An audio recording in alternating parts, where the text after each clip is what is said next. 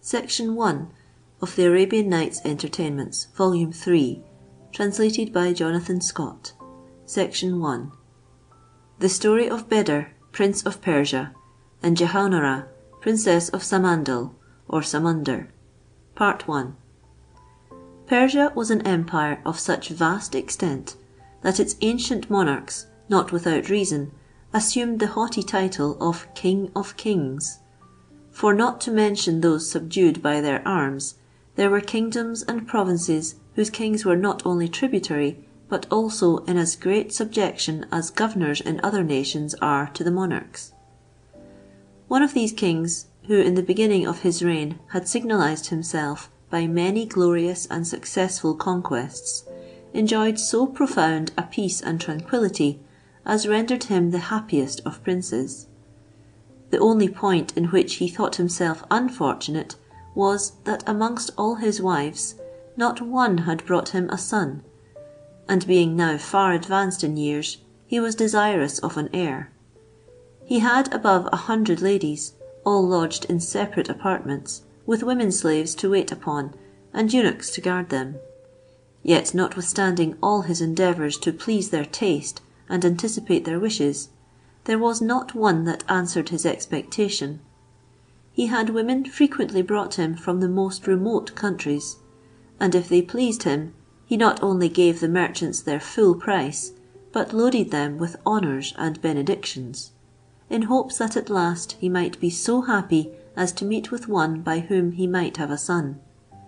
There was scarcely an act of charity but he performed, to prevail with heaven.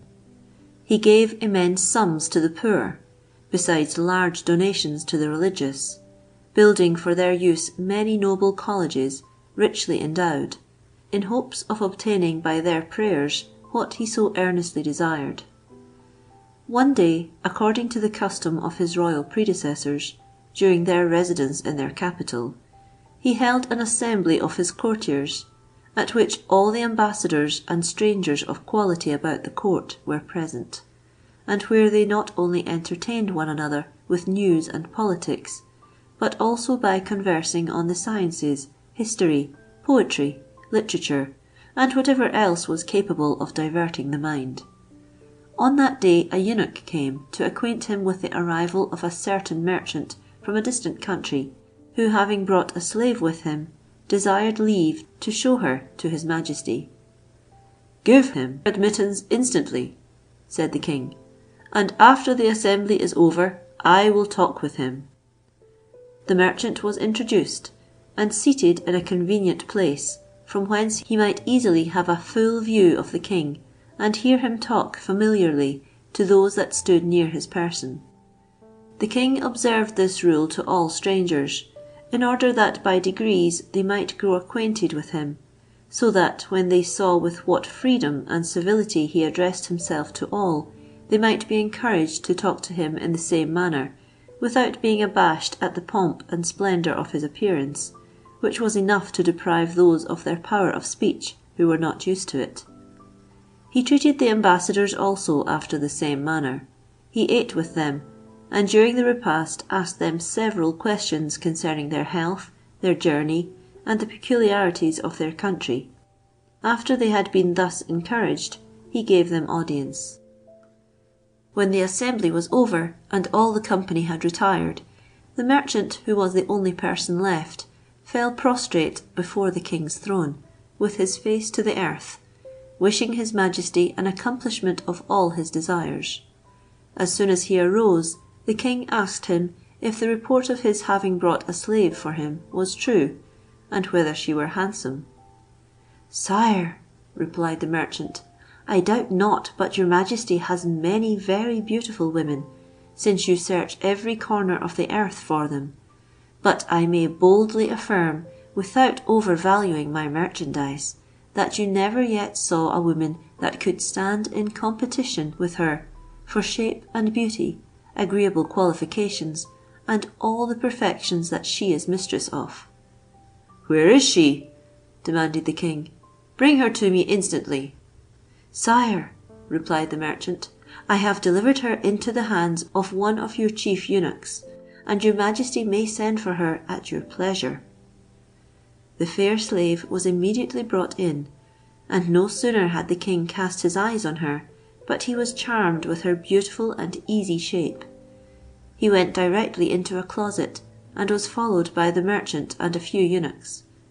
The fair slave wore over her face a red satin veil striped with gold, and when the merchant had taken it off, the king of Persia beheld a female that surpassed in beauty not only his present ladies, but all that he had ever had before. He immediately fell passionately in love with her, and desired the merchant to name his price. "Sire," said he, "I gave 1,000 pieces of gold to the person of whom I bought her, and in my 3 years' journey to your court, I reckon I have spent as much more. But I shall forbear setting any price to so great a monarch, and therefore, if your majesty likes her, I humbly beg you would accept of her as a present." "I am highly obliged to you," replied the king, "but it is never my custom to treat merchants who come hither for my pleasure in so ungenerous a manner. I am going to order thee 10,000 pieces of gold. Will that be sufficient?" "Sire," answered the merchant, "I should have esteemed myself happy in your majesty's acceptance of her, yet I dare not refuse so generous an offer. I will not fail to publish your liberality in my own country, and in every place through which I may pass." The money was paid, and before he departed, the king made him put on a rich suit of cloth of gold. The king caused the fair slave to be lodged in the apartment next his own, and gave particular orders to the matrons and the female slaves appointed to attend her, that after bathing they should dress her in the richest habit they could find, and carry her the finest pearl necklaces, the brightest diamonds, and other richest precious stones, that she might choose those she liked best. The officious matrons, whose only care was to please the king, were astonished at her beauty, and being good judges, they told his majesty that if he would allow them but 3 days, they would engage to make her so much handsomer than she was at present, that he would scarcely know her again. The king could hardly prevail with himself to delay so long the pleasure of seeing her, but at last he consented. The king of Persia's capital was situated in an island, and his palace, which was very magnificent, was built on the shore. His apartment looked on the water. The fair slave's, which was near it, had also the same prospect, and was the more agreeable on account of the seas beating almost against the walls. At the 3 days' end, the fair slave, magnificently dressed, was alone in her chamber, sitting on a sofa, and leaning against one of the windows that faced the sea, when the king, being informed that he might visit her, came in. The slave, hearing somebody walk in the room with an air quite different from that of the female slaves who had hitherto attended her, immediately turned her head about to see who it was. She knew him to be the king, but without discovering the least surprise, or so much as rising from her seat to salute or receive him, as if he had been the most indifferent person in the world, she put herself in the same posture again. The king of Persia was extremely surprised to see a slave of so beauteous a form so ignorant of the world. He attributed this to the narrowness of her education, and the little care that had been taken to instruct her in the first rules of civility. He went to her at the window, where, notwithstanding the coldness and indifference with which she had received him, she suffered herself to be admired, caressed, and embraced, as much as he pleased. In the midst of these amorous embraces and tender endearments, the king paused a while, to gaze upon, or rather to devour her with his eyes. "My lovely fair one, my charmer!" exclaimed he, "whence came you, and where do those happy parents live who brought into the world so surprising a masterpiece of nature? How do I love thee, and shall always continue to do! Never did I feel for a woman what I now feel for you, and though I have seen, and every day behold a vast number of beauties, yet never did my eyes contemplate so many charms in one person, charms which have so transported me that I shall entirely devote myself to you. My dearest life," continued he, "you neither answer, nor by any visible token give me the least reason to believe that you are sensible of the demonstrations I have given you of the ardour of my passion. Neither will you turn your eyes on me, to afford mine the pleasure of meeting them, and to convince you that it is impossible to love in a higher degree than I do you. Why will you still preserve this obstinate silence, which chills me? And whence proceeds the seriousness, or rather sorrow, that torments me to the soul? Do you mourn for your country, your friends, or your relations? Alas! is not the King of Persia, who loves and adores you, capable of comforting you, and making you amends for every loss?" Notwithstanding all the protestations of love the King of Persia made the fair slave, and all he could say to induce her to speak to him, she remained unaltered, and keeping her eyes still fixed upon the ground, would neither look at him nor utter a word. The King of Persia, delighted with the purchase he had made of a slave that pleased him so well, pressed her no farther, in hopes that by treating her kindly he might prevail upon her to change her behaviour. He clapped his hands, and the women who waited in an outward room entered. He commanded them to bring in supper. When it was arranged, "My love," said he to the slave, "come hither and sup with me." She rose from her seat, and being seated opposite the king, his majesty helped her, before he began eating himself, and did so of every dish during supper. The slave ate as well as the king, but still with downcast eyes, and without speaking a word, though he often asked her how she liked the entertainment, and whether it was dressed according to her taste. The king, willing to change the conversation, asked her what her name was, how she liked the clothes and the jewels she had on, what she thought of her apartment and the rich furniture, and whether the prospect of the sea was not very agreeable. But to all these questions she made no reply, so that the king was at a loss what to think of her silence. He imagined at first that she might perhaps be dumb. "But then," said he to himself, "can it be possible that heaven should forge a creature so beautiful, so perfect, and so accomplished, and at the same time with so great an imperfection? Were it, however, so, I could not love her with less passion than I do." When the King of Persia rose, he washed his hands on one side, while the fair slave washed hers on the other. He took that opportunity to ask the woman who held the basin and napkin if ever they had heard her speak. One of them replied, "Sire, we have neither seen her open her lips nor heard her speak any more than your majesty has. We have rendered her our services in the bath, we have dressed her head, put on her clothes, and waited upon her in her chamber, but she has never opened her lips, so much as to say, 'That is well,' or 'I like this.' We have often asked her, 'Madam, do you want anything? Is there anything you wish for? Do but ask and command us.' But we have never been able to draw a word from her. We cannot tell whether her sorrow proceeds from pride, sorrow, stupidity, or dumbness." The king was more astonished at hearing this than he had been before. However, believing the slave might have some cause of sorrow, he was willing to endeavour to divert and amuse her. Accordingly, he appointed a very splendid assembly, which all the ladies of the court attended, and those who were skilful in playing upon musical instruments performed their parts, while others sung or danced, or did both together. They played at all sorts of games, which much diverted the king. The fair slave was the only person who took no pleasure in these attempts to amuse her. She never moved from her place, but remained with her eyes fixed on the ground, with so much indifference that all the ladies were not less surprised than the king.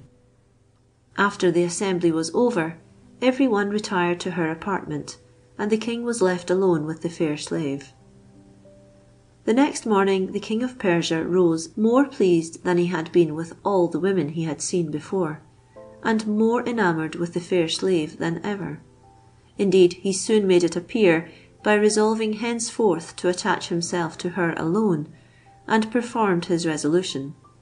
On the same day he dismissed all his other women, giving every one of them their jewels and other valuables, besides a considerable fortune, with free leave to marry whom they thought fit, and only kept the matrons and a few other elderly women to wait upon the fair slave.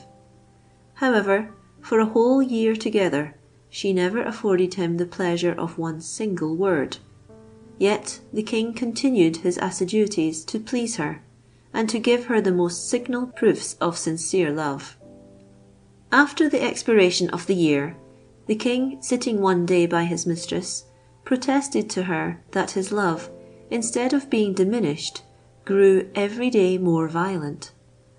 "My queen," said he, "I cannot divine what your thoughts are, but nothing is more true, and I swear to you, that having the happiness of possessing you, there remains nothing for me to desire. I esteem my kingdom, great as it is, less than an atom, when I have the pleasure of beholding you, and of telling you 1,000 times that I adore you.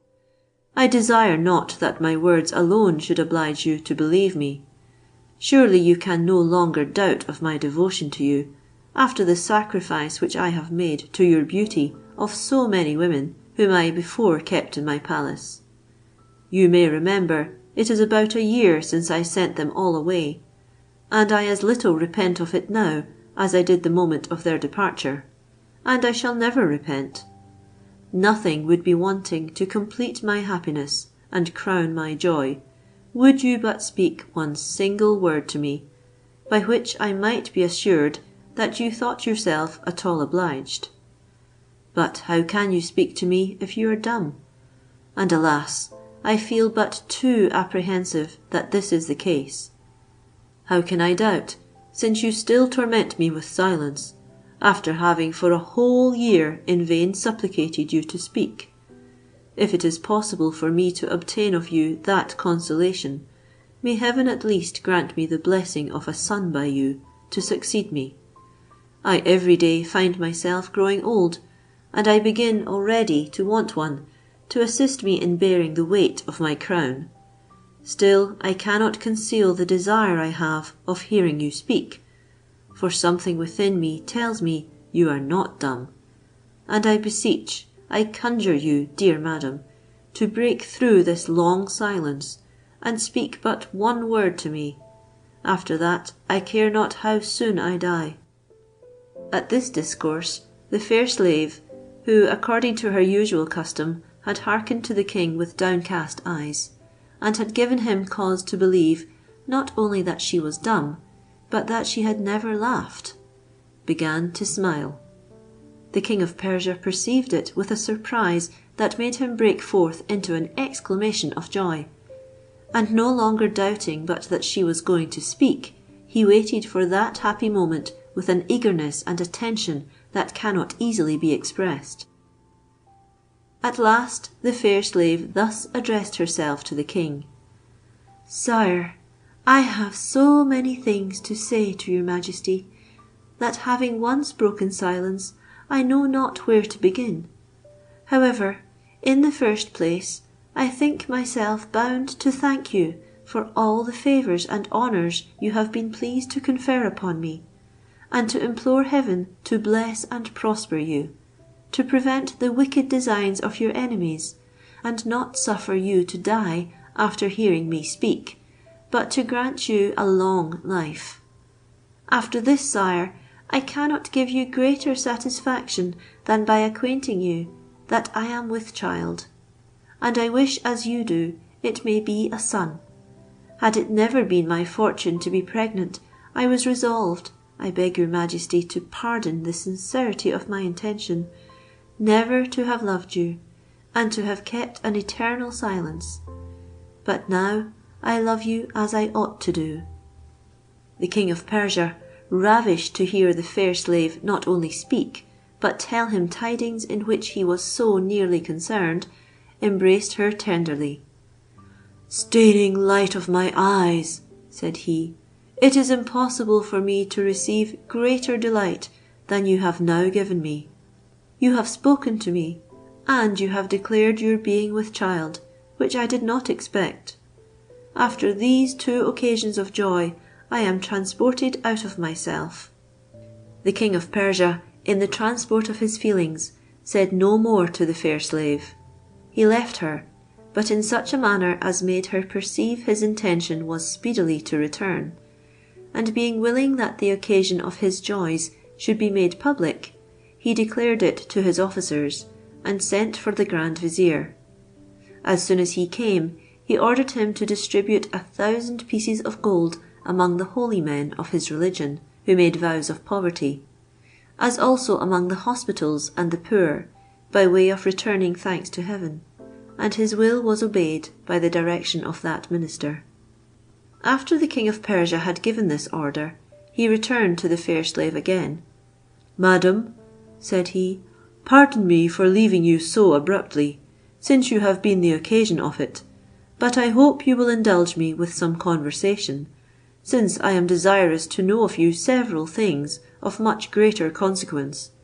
Tell me, my dearest soul, what were the powerful reasons that induced you to persist in that obstinate silence for a whole year together, though every day you saw me, heard me talk to you, ate and drank with me, and every night slept with me? I shall pass by your not speaking, but how you could carry yourself so as that I could never discover whether you were sensible of what I said to you or no, I confess surpasses my understanding, and I cannot yet comprehend how you could contain yourself so long. Therefore I must conclude the occasion of it to be very extraordinary." "To satisfy the King of Persia's curiosity," replied the lady, "think whether or no to be a slave, far from my own country, without any hopes of ever seeing it again, to have a heart torn with grief at being separated for ever from my mother, my brother, my friends, and my acquaintance, are not these sufficient reasons for the silence your majesty has thought so strange and unaccountable? The love of our native country is as natural to us as that of our parents, and the loss of liberty is insupportable to every one who is not wholly destitute of common sense, and knows how to set a value on it. The body indeed may be enslaved, and under the subjection of a master who has the power and authority in his hands. The will can never be conquered, but remains free and unconfined, depending on itself alone, as your majesty has found in my case. And it is a wonder that I have not followed the example of many unfortunate wretches, whom the loss of liberty has reduced to the melancholy resolution of procuring their own deaths in 1,000 ways, by a liberty which cannot be taken from them." "Madam," replied the king, "I am convinced of the truth of what you say, but till this moment I was of opinion that a person beautiful, of good understanding, like yourself, whom her evil destiny had condemned to be a slave, ought to think herself very happy in meeting with a king for her master." "Sire," replied the lady, "whatever the slave be, as I have already observed to your majesty, there is no king on earth can tyrannize over her will. When indeed you speak of a slave mistress of charms sufficient to captivate a monarch, and induce him to love her, if she be of a rank infinitely below him, I am of your opinion she ought to think herself happy in her misfortunes. Still, what happiness can it be, when she considers herself only as a slave, torn from a parent's arms, and perhaps from those of a lover, her passion for whom death only can extinguish? But when this very slave is in nothing inferior to the king who has purchased her, your majesty shall judge yourself of the rigour of her destiny, her misery, and her sorrow, and to what desperate attempts the anguish of despair may drive her." The King of Persia, Astonished at this discourse, "Madam," said he, "can it be possible that you are of royal blood, as by your words you seem to intimate? Explain the whole secret to me, I beseech you, and no longer augment my impatience. Let me instantly know who are the happy parents of so great a prodigy of beauty, who are your brothers, your sisters, and your relations, but above all, tell me your name." "Sire," said the fair slave, "my name is Gulnare of the sea, and my father, who is dead, was one of the most potent monarchs of the ocean. When he died, he left his kingdom to a brother of mine, named Saleh, and to the queen my mother, who is also a princess, the daughter of another puissant monarch of the sea.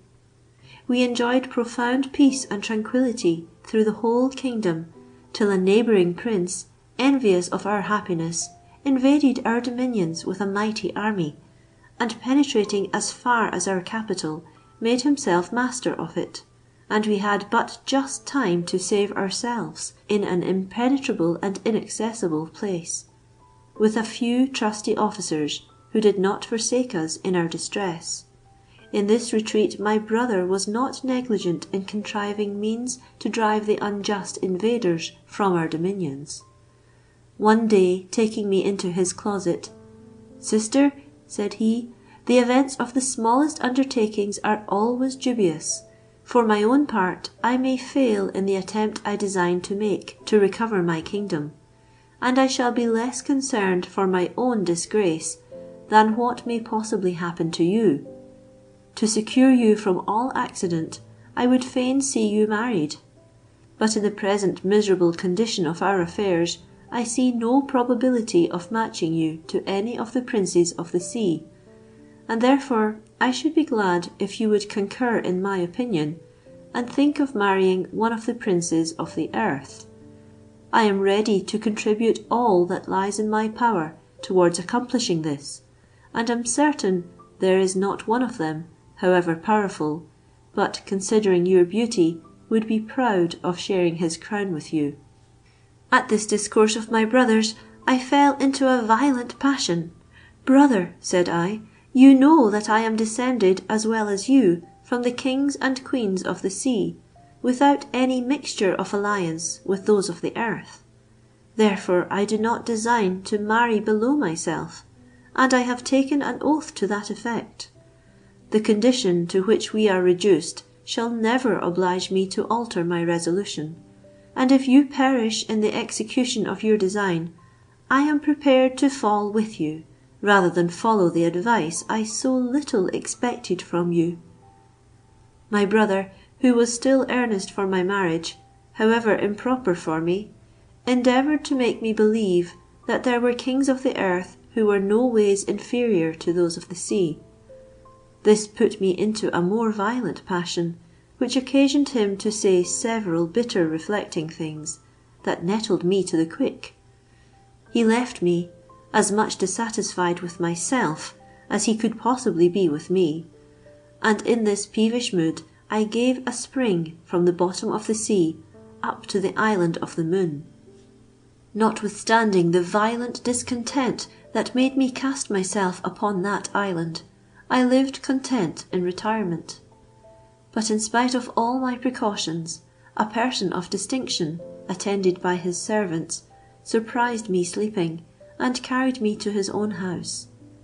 He expressed much love to me, and omitted nothing which he thought might induce me to return his passion. When he saw that fair means would not prevail upon me, he attempted to use force, but I soon made him repent of his insolence. He resolved to sell me, which he did to the merchant who brought me hither, and sold me to your majesty. He was a prudent, courteous, humane man, and during the whole of the long journey never gave me the least reason to complain. As for your majesty, continued the Princess Gulnare, if you had not shown me all the respect you have hitherto done, for which I am extremely obliged to your goodness, and given me such undeniable marks of your affection, that I can no longer doubt of it, if you had not immediately sent away your women, I hesitate not to tell you that I should not have remained with you. I would have thrown myself into the sea out of this window, where you accosted me when you first came into this apartment, and have gone in search of my mother, my brother, and the rest of my relations. I should have persisted in that design, and would have put it in execution, if after a certain time I had found myself deceived in the hopes of being with child. But in the condition I am in, all I could say to my mother or my brother would never convince them that I have been a slave to a king like your majesty.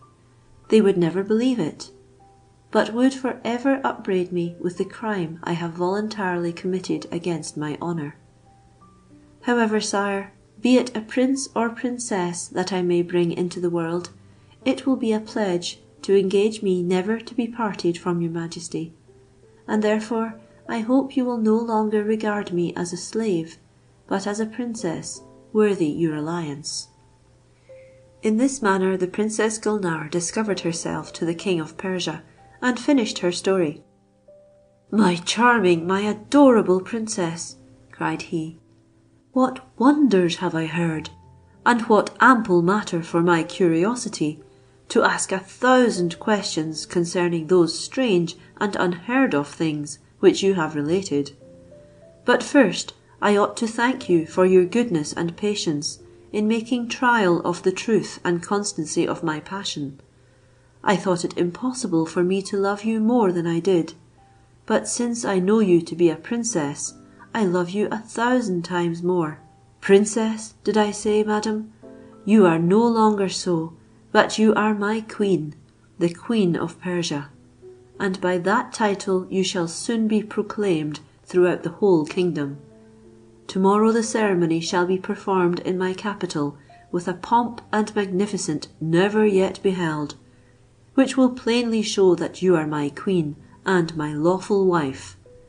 This should long ago have been done, had you sooner convinced me of my error, for from the first moment of my seeing you, I have been of the same opinion as now, to love you always, and never to place my affections on any other.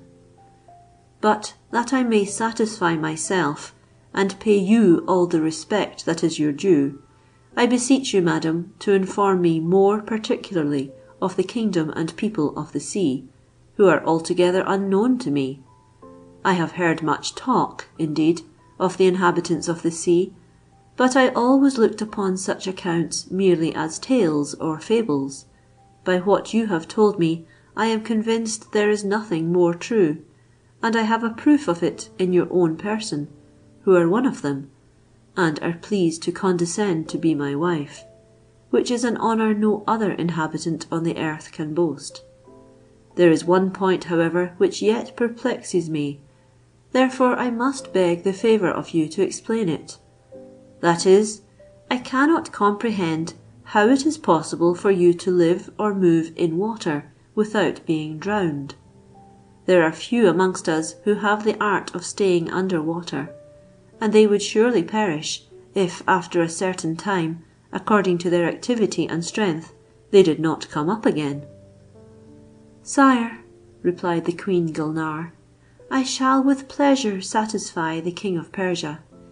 We can walk at the bottom of the sea with as much ease as you can upon land, and we can breathe in the water as you do in the air, so that instead of suffocating us, as it does you, it absolutely contributes to the preservation of our lives. What is yet more remarkable is, that it never wets our clothes, so that when we wish to visit the earth, we have no occasion to dry them.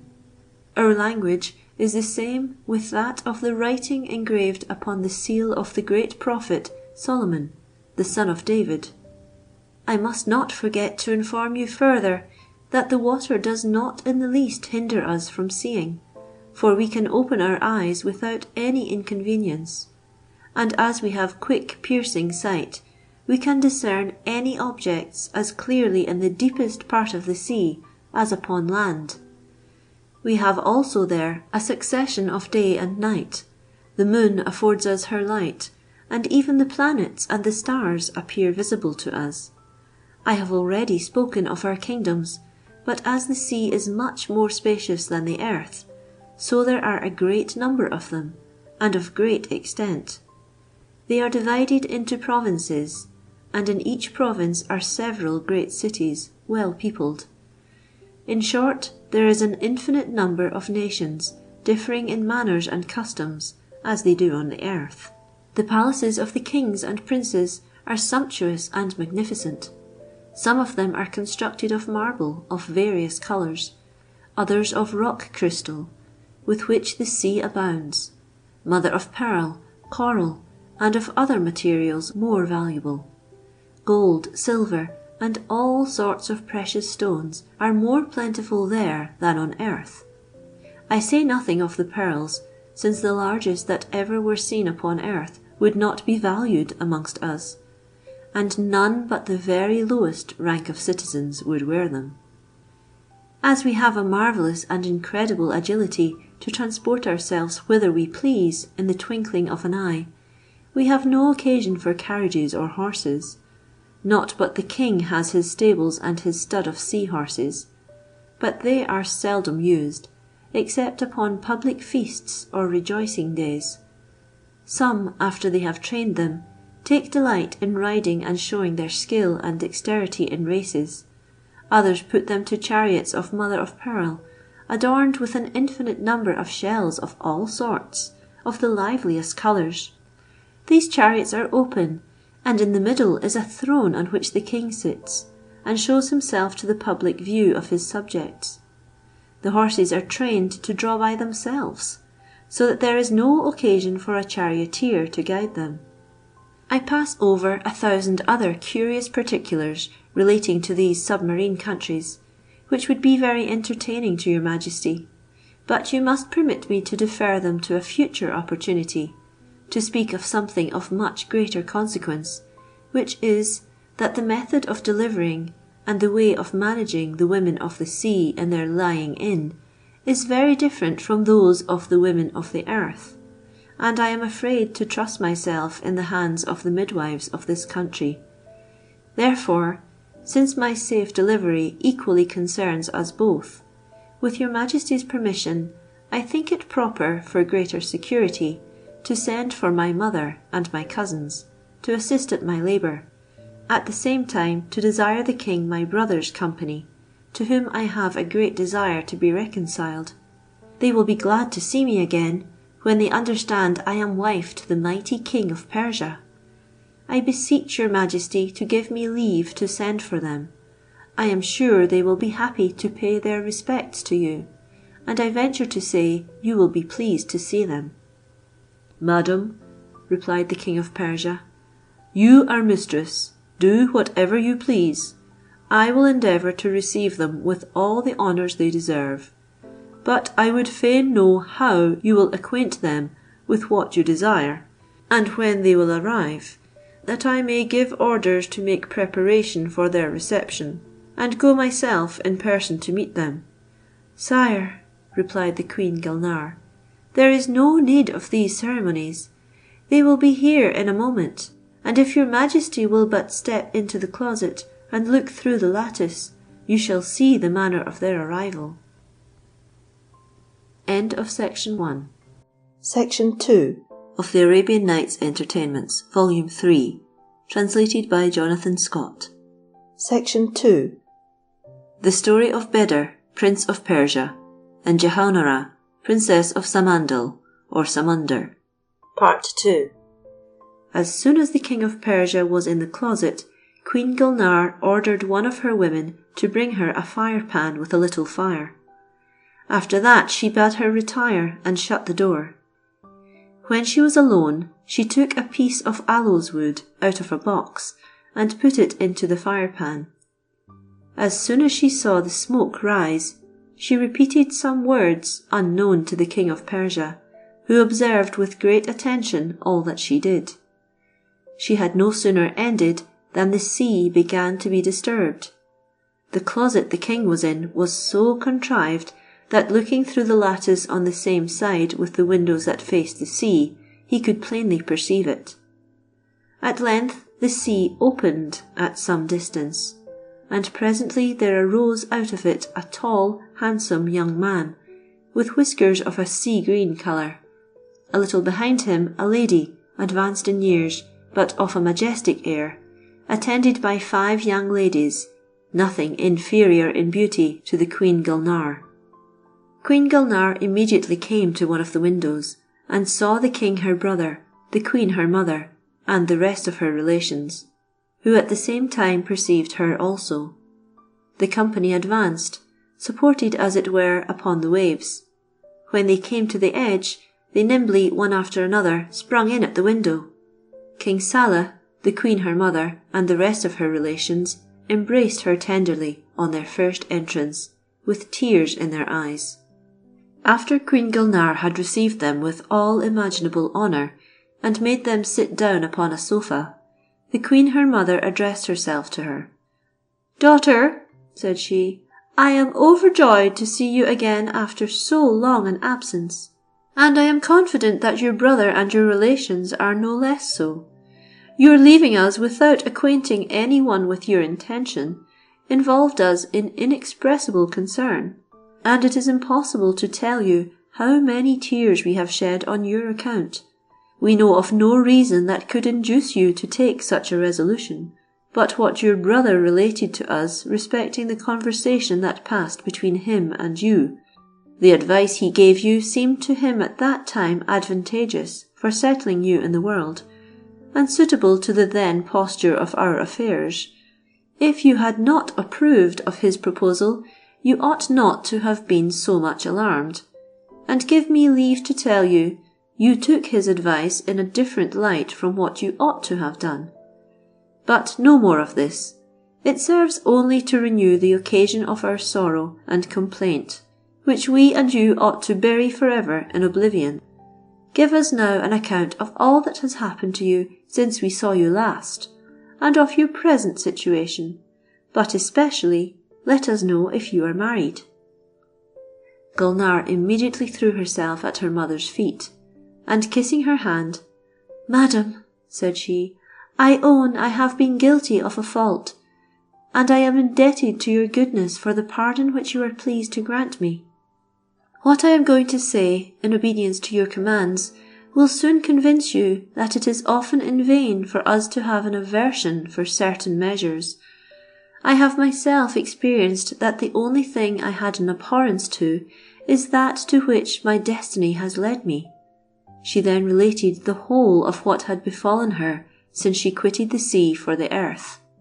As soon as she had concluded, and acquainted them with her having been sold to the king of Persia, in whose palace she was at present, "Sister," said the king her brother, "you have been wrong to suffer so many indignities, but you can properly blame nobody but yourself. You have it in your power now to free yourself, and I cannot but admire your patience, that you could endure so long a slavery. Rise, and return with us into my kingdom, which I have reconquered from the proud usurper who had made himself master of it." The king of Persia, who heard these words from the closet where he stood, was in the utmost alarm. "Ah," he said to himself, "I am ruined, and if my queen, my Gulnare, hearken to this advice and leave me, I shall surely die, for it is impossible for me to live without her." Queen Gulnare soon put him out of his fears. "Brother," said she, smiling, "what I have just heard gives me a greater proof than ever of the sincerity of your affection. I could not brook your proposing to me a match with a prince of the earth. Now I can scarcely forbear being angry with you for advising me to break the engagement I have made with the most puissant and most renowned monarch in the world. I do not speak here of an engagement between a slave and her master. It would be easy to return the 10,000 pieces of gold he gave for me. But I speak now of a contract between a wife and a husband, and a wife who has not the least reason to complain. He is a religious, wise, and temperate king, and has given me the most essential demonstrations of his love. What can be a greater proof of the sincerity of his passion than sending away all his women, of which he had a great number, immediately upon my arrival, and confining himself to me alone. I am now his wife, and he has lately declared me Queen of Persia, to share with him in his counsels. Besides, I am pregnant, and if heaven permit me to give him a son, that will be another motive to engage my affections to him the more. So that, brother, continued the Queen Gulnare, instead of following your advice, you see I have all the reason in the world not only to love the King of Persia as passionately as he loves me, but also to live and die with him, more out of gratitude than duty. I hope then neither my mother nor you, nor any of my cousins, will disapprove of the resolution or the alliance I have made, which will do equal honour to the kings of the sea and earth. Excuse me for giving you the trouble of coming hither from the bottom of the deep to communicate it to you, and to enjoy the pleasure of seeing you after so long a separation." "Sister," replied King Saleh, "the proposal I made you of going back with us into my kingdom, upon the recital of your adventures, which I could not hear without concern, was only to let you see how much we all love you, and how much I in particular honour you, and that nothing is so dear to me as your happiness. Upon the same account then, for my own part, I cannot condemn a resolution so reasonable and so worthy of yourself, after what you have told us of the King of Persia your husband, and the great obligations you owe him, and I am persuaded that the Queen our mother will be of the same opinion." The Queen confirmed what her son had spoken, and addressing herself to Gulnare, said, "I am glad to hear you are pleased, and I have nothing to add to what your brother has said. I should have been the first to condemn you, had you not expressed all the gratitude you owe to a monarch that loves you so passionately." As the King of Persia had been extremely concerned under the apprehension of losing his beloved Queen, so now he was transported with joy at her resolution never to forsake him, and having no room to doubt of her love after so open a declaration, he resolved to evince his gratitude in every possible way. While the king was indulging incredible pleasure, Queen Gulnare clapped her hands, and immediately some of her slaves entered, whom she had ordered to bring in a collation. As soon as it was served up, she invited the queen her mother, the king her brother, and her cousins to partake. They began to reflect that they were in the palace of a mighty king, who had never seen or heard of them, and that it would be rudeness to eat at his table without him. This reflection raised a blush in their faces, and in their emotion, their eyes glowing like fire, they breathed flames at their mouths and nostrils.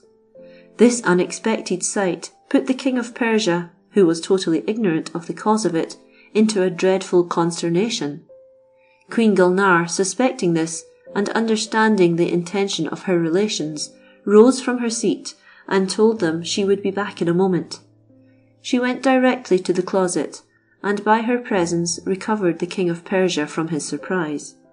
"Sir," said she, "I doubt not but that your Majesty is well pleased with the acknowledgment I have made of the many favours for which I am indebted to you. I might have complied with the wishes of my relations, and gone back with them into their dominions, but I am not capable of such ingratitude, for which I should have been the first to condemn myself." "Ah, my queen," cried the King of Persia, "speak no more of your obligations to me. You have none. I am under so many to you, that I shall never be able to repay them. I never thought it possible you could have loved me so tenderly as you do, and as you have made appear to me in the most endearing manner." "Ah, sir," replied Gulnare, "could I do less? I fear I have not done enough, considering all the honours that your Majesty has heaped upon me, and it is impossible for me to remain insensible of your love after so many convincing proofs as you have given me.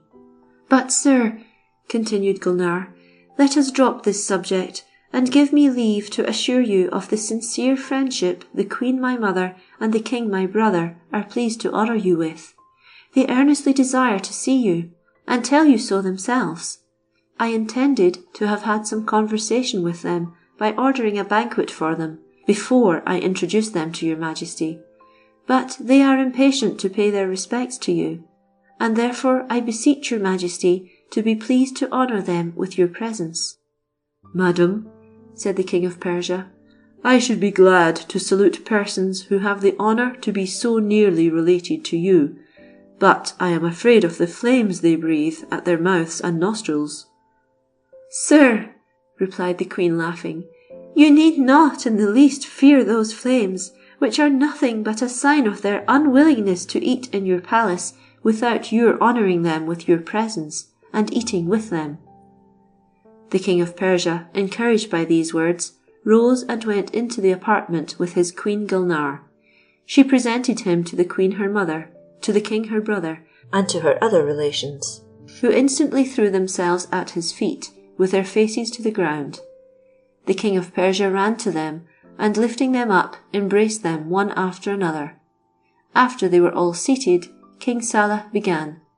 "Sir," said he to the King of Persia, "we are at a loss for words to express our joy, to think that the Queen my sister, in her disgrace, should have the happiness of falling under the protection of so powerful a monarch. We can assure you she is not unworthy of the high rank to which you have been pleased to raise her, and we have always had so much love and tenderness for her that we could never think of parting with her to any of the puissant princes of the sea, who have often demanded her in marriage before she came of age. Heaven has reserved her for you, and we have no better way of testifying our gratitude for the favour it has done her, than beseeching it to grant your Majesty a long and happy life with her, and to crown you with prosperity and satisfaction." "Certainly," replied the King of Persia, "Heaven reserved her for me, as you observe. I love her with so tender and ardent a passion, that I am satisfied I never loved any woman till I saw her. I cannot sufficiently thank either the Queen her mother or you, Prince, or your whole family, for the generosity with which you have consented to receive me into an alliance so glorious to me as yours." So saying, he invited them to take part of the collation, and he and his Queen sat down with them. After the collation, the King of Persia conversed with them till it was very late, and when they thought it convenient to retire, he waited upon them himself to the several apartments he had ordered to be prepared for them. The King of Persia treated his illustrious guests with continual feasts, in which he omitted nothing that might show his grandeur and magnificence, and insensibly prevailed with them to stay with him till the Queen was brought to bed. When the time of her lying in drew near, he gave particular orders that nothing should be wanting proper for such an occasion. At length she was brought to bed of a son, to the great joy of the Queen her mother, who assisted at the labour, and presented him to the King. The King of Persia received this present with a joy easier to be imagined than expressed. The young prince, being of a beautiful countenance, he thought no name so proper for him as that of Bedr, which in the Arabian language signifies the full moon. To return thanks to heaven, he was very liberal in his alms to the poor, caused the prison doors to be set open, and gave all his slaves of both sexes their liberty.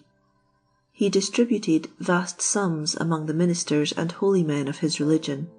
He also gave large donations to his courtiers, besides a considerable sum that was thrown amongst the people, and by proclamation ordered rejoicings to be kept for several days through the whole city. One day, after the Queen was recovered, as the King of Persia, Gulnare, the Queen her mother, King Saleh her brother, and the princesses their relations, were discoursing together in her Majesty's bedchamber, the nurse came in with the young Prince Bedr in her arms. King Saleh, as soon as he saw him, ran to embrace him, and taking him in his arms, kissed and caressed him with the greatest demonstrations of tenderness. He took several turns with him about the room, dancing and tossing him about, when all of a sudden, through a transport of joy, the window being open, he sprung out, and plunged with him into the sea. The King of Persia, who expected no such sight, believing he should either see the prince his son no more, or else that he should see him drowned, was overwhelmed in affliction. "Sir," said Queen Gulnare, with a quiet and undisturbed countenance, the better to comfort him, "let your majesty fear nothing. The young prince is my son as well as yours, and I do not love him less than yourself. You see, I am not alarmed, neither in truth ought I to be. He runs no risk, and you will soon see the king his uncle appear with him again, and bring him back safe. Although he be born of your blood, he is equally of mine, and will have the same advantage his uncle and I possess, of living equally in the sea and upon the land." The queen his mother and the princesses his relations affirmed the same thing, yet all they said had no effect on the king, who could not recover from his alarm till he again saw Prince Beder. The sea at length became troubled, when immediately King Saleh arose with the young prince in his arms, and holding him up in the air, re-entered at the window from which he had leaped.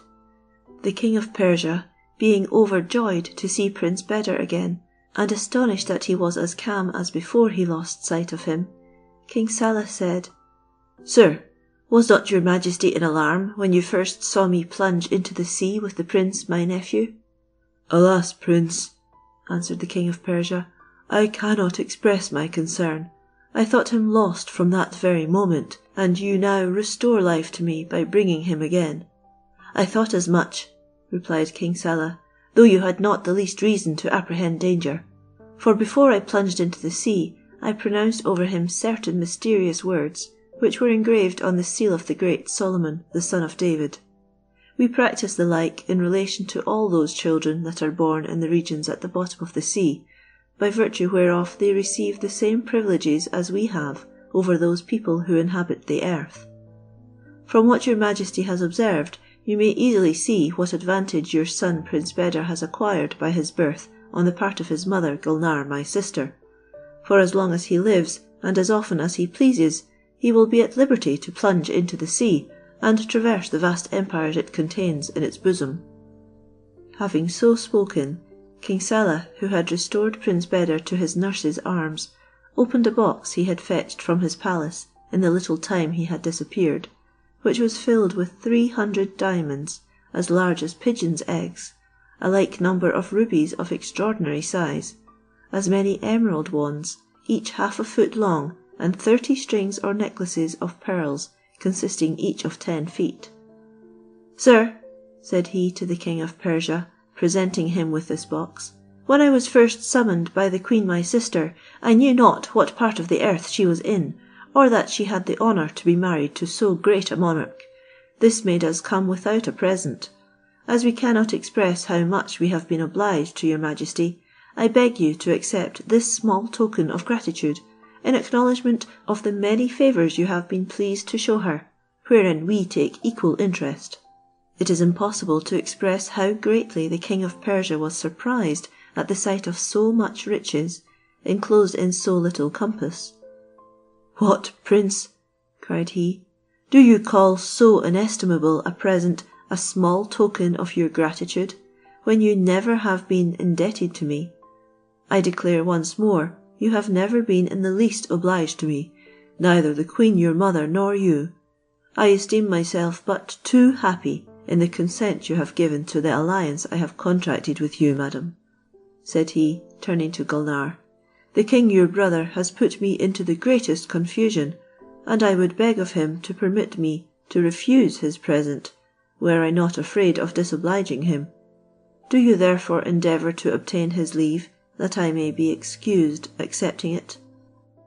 "Sir," replied King Saleh, "I am not at all surprised that your majesty thinks this present so extraordinary. I know you are not accustomed upon earth to see precious stones of this quality and number. But if you knew, as I do, the mines whence these jewels were taken, and that it is in my power to form a treasure greater than those of all the kings of the earth, you would wonder we should have the boldness to make you so small a present. I beseech you therefore not to regard its trifling value, but consider the sincere friendship which obliges us to offer it to you, and not give us the mortification of refusing it."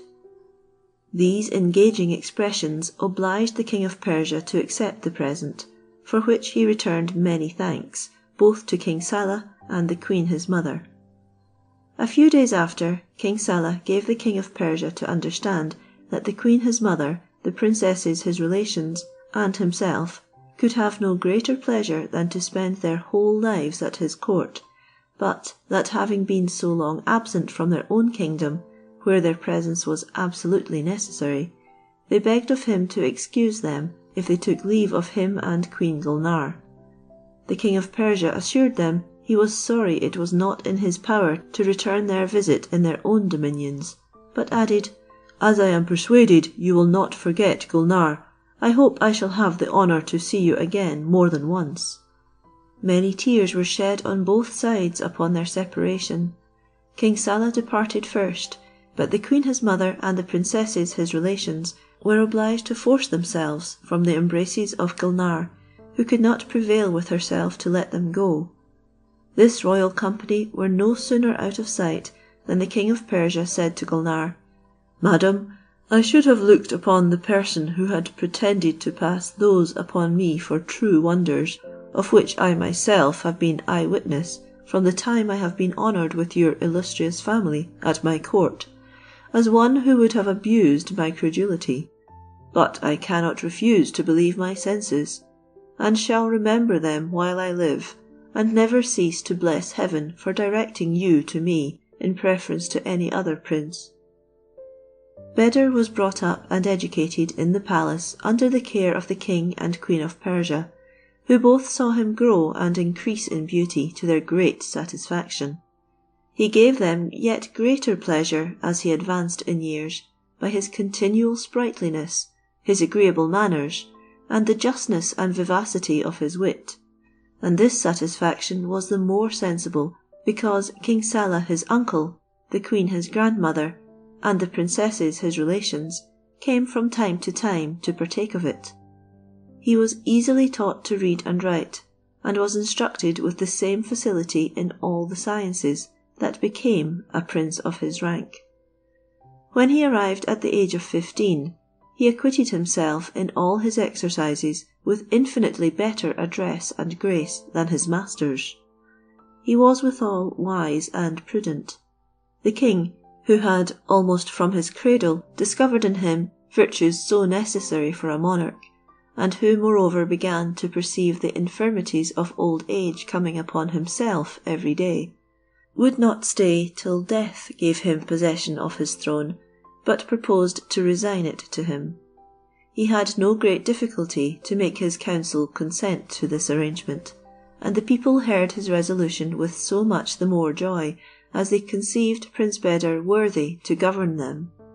In a word, as the king had not for a long time appeared in public, they had the opportunity of observing that he had not that disdainful, proud, and distant air which most princes have, who look upon all below them with scorn and contempt. They saw, on the contrary, that he treated all mankind with that goodness which invited them to approach him, that he heard favourably all who had anything to say to him, that he answered everybody with a goodness that was peculiar to him, and that he refused nobody anything that had the least appearance of justice.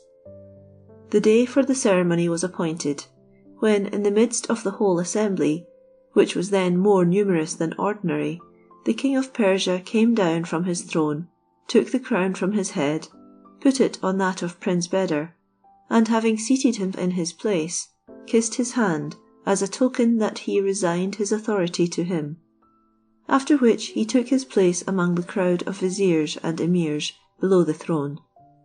Hereupon the viziers, emirs, and other principal officers came immediately and threw themselves at the new king's feet, taking each the oath of fidelity according to their rank. Then the Grand Vizier made a report of divers important matters, on which the young king gave judgment with that admirable prudence and sagacity that surprised all the council. He next turned out several governors convicted of maladministration, and put others in their room, with such wonderful and just discernment as exalted the acclamations of everybody, which were so much the more honourable as flattery had no share in them. He at length left the council, accompanied by his father, and went to wait on his mother, Queen Gulnare, at her apartment.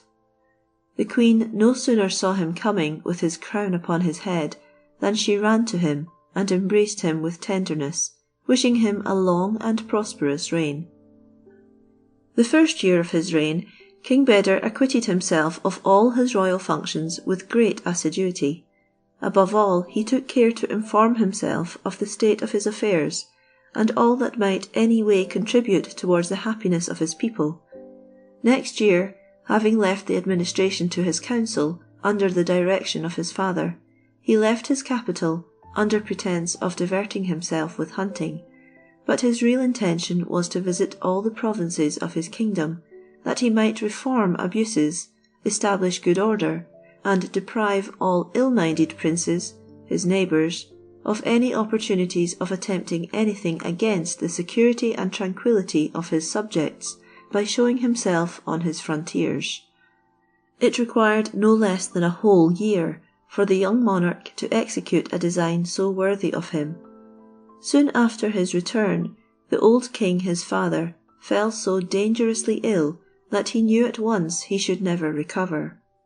He waited for his last moment with great tranquillity, and his only care was to recommend to the ministers and other lords of his son's court to persevere in the fidelity they had sworn to him, and there was not one but willingly renewed his oath as freely as at first. He died at length, to the great grief of King Beder and Queen Gulnare, who caused his corpse to be borne to a stately mausoleum, worthy of his rank and dignity. The funeral obsequies ended, King Beder found no difficulty to comply with that ancient custom in Persia to mourn for the dead a whole month, and not to be seen by anybody during that time. He had mourned the death of his father his whole life, had he yielded to his excessive affliction, and had it been right for a great prince thus to abandon himself to sorrow. During this interval the Queen Gulnare's mother and King Saleh, together with the princesses their relations, arrived at the Persian court to condole with their relations. When the month was expired, the king could not refuse admittance to the Grand Vizier and the other lords of his court, who besought him to lay aside his mourning, to show himself to his subjects, and take upon him the administration of affairs as before. He showed so much reluctance to comply with their request, that the Grand Vizier was forced to take upon himself to say, "Sir, it were needless to represent to your Majesty that it belongs only to women to persist in perpetual mourning. We doubt not but you are fully convinced of this, and that it is not your intention to follow their example. Neither our tears nor yours are capable of restoring life to the good king your father, though we should lament him all our days. He has submitted to the common law of all men, which subjects them to pay the indispensable tribute of death. Yet we cannot say absolutely that he is dead, since we see in him your sacred person. He did not himself doubt when he was dying, but he should revive in you, and to your Majesty it belongs to show that he was not deceived." King Beder could no longer oppose such pressing instances. He laid aside his mourning, and after he had resumed the royal habit and ornaments, began to provide for the necessities of his kingdom and subjects with the same assiduity as before his father's death. He acquitted himself with universal approbation, and as he was exact in maintaining the ordinances of his predecessor, the people did not perceive they had changed their sovereign. King Saleh, who was returned to his dominions in the sea with the queen his mother and the princesses, no sooner saw that King Beder had resumed the government, but he at the end of the year came alone to visit him, and King Beder and Queen Gulnare were overjoyed to see him. One evening, talking of various matters, King Saleh fell insensibly on the praises of the king his nephew, and expressed to the queen his sister how glad he was to see him govern so prudently, as to acquire such high reputation, not only among his neighbours, but more remote princes. King Beder, who could not bear to hear himself so well spoken of, and not being willing, through good manners, to interrupt the king his uncle, turned on one side and feigned to be asleep, leaning his head against a cushion that was behind him. From these commendations, which regarded only the conduct and genius of Beder, King Saleh came to speak of the perfections of his person, which he extolled as prodigies, having nothing equal to them upon earth, or in all the kingdoms under the waters, with which he was acquainted. "Sister," said he, "I wonder you have not thought of marrying him. If I mistake not, he is in his 20th year, and at that age no prince ought to be suffered to be without a wife. I will think of a match for him myself, since you will not, and marry him to some princess of our lower world, that may be worthy of him." "Brother," replied Queen Gulnare, "you call to my attention what I must own has never occurred to me. As he discovered no inclination for marriage, I never thought of mentioning it to him. I like your proposal of one of our princesses, and I desire you to name one so beautiful and accomplished that the king my son may be obliged to love her." "I know one," replied King Saleh softly, "but before I tell you who she is, let us see if the king my nephew be asleep, and I will tell you afterwards why it is necessary we should take that precaution." Queen Gulnare turned about and looked at her son, and thought she had no reason to doubt but he was in a profound sleep. King Beder nevertheless, far from sleeping, redoubled his attention, unwilling to lose anything the king his uncle said with so much secrecy. "There is no necessity for your speaking so low," said the queen to the king her brother. "You may speak out with freedom, without fear of being heard." "It is by no means proper," said King Saleh, "that the king my nephew should as yet have any knowledge of what I am going to say. Love, you know, sometimes enters at the ear, and it is not necessary he should thus conceive a passion for the lady I am about to name.